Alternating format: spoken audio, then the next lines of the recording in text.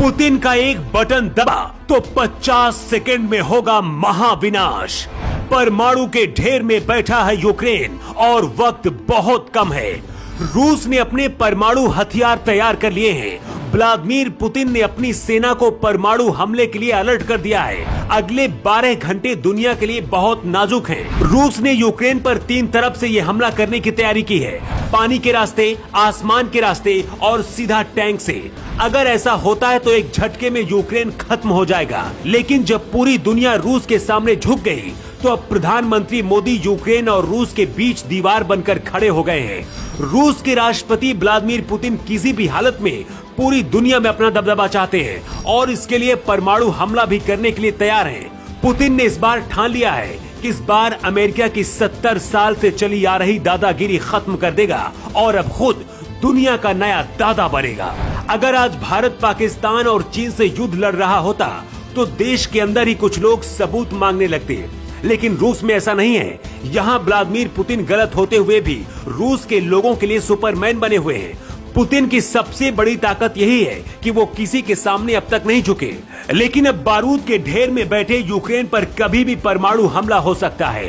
Ukraine ने कभी भी भारत का साथ नहीं दिया, लेकिन आज यूक्रेन भारत की वजह से अभी तक बचा हुआ है। दुनिया को लगता है कि अगर रूस को कोई रोक सकता है तो वो सिर्फ भारत है। लेकिन भारत क्यों शांत है?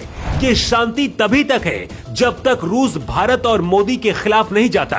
परमाणु हमला अभी तक पुतिन ने क्यों नहीं किया? इसकी वजह खुद मोदी और भारत का तिरंगा है जो यूक्रेन का कवच बना हुआ है। पुतिन को पूरी दुनिया सनकी कहती है। अमेरिका, जापान, ब्रिटेन डरे हुए हैं कि कुछ भी हो सकता है, लेकिन ये सच है कि मोदी की वजह से रूस कभी भी परमाणु हमला नहीं करेगा। इसकी बहुत बड़ी वजह है जो आपको समझनी होगी। मोदी और पुतिन बहुत अच्छे दोस्त हैं। जब पूरी दुनिया ने कहा कि मोदी पुतिन से युद्ध रोकने के लिए बात करें, तो मोदी ने पुतिन से 25 मिनट तक बात की फोन पर। पहली बात तो ये कि अगर परमाणु हमला होता है तो मोदी की पूरी दुनिया में बेइज्जती हो जाएगी और ऐसा पुतिन कभी नहीं चाहते कि भारत दुनिया का चौथा सबसे शक्तिशाली देश है। अगर यूक्रेन में भारत के लोग मरते हैं तो मजबूरन रूस के खिलाफ भारत को युद्ध लड़ना पड़ेगा, जिसकी वजह से तीसरा विश्व युद्ध शुरू हो सकता है। इसीलिए रूस पूरी दुनिया से भले लड़ जाए, लेकिन भारत के खिलाफ कभी नहीं जाएगा, क्योंकि रूस हमेशा भारत को अपना छोटा भाई समझता है। भारत की तरह रूस के लोगों में भी देशभक्ति कूट-कूट कर भरी हुई है।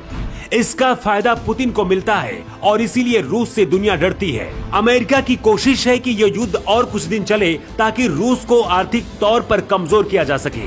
लेकिन पुतिन ने अमेरिका को फिर से धमकी दे दी है कि कितना भी उसके ऊपर प्रतिबंध लगा लो, कोई फर्क नहीं पड़ने वाला और उससे वो डरने वाला भी नहीं है। आज जब परमाणु हमला करने के लिए रूस तैयार है, तब भी रूस की जनता पुतिन के साथ है। पुतिन और रूस से हमें भी सीखना चाहिए कि जब देश के लोग एकजुट हो जाते हैं तो चीन और पाकिस्तान जैसे देश अपनी आवाज भी नहीं उठा सकते।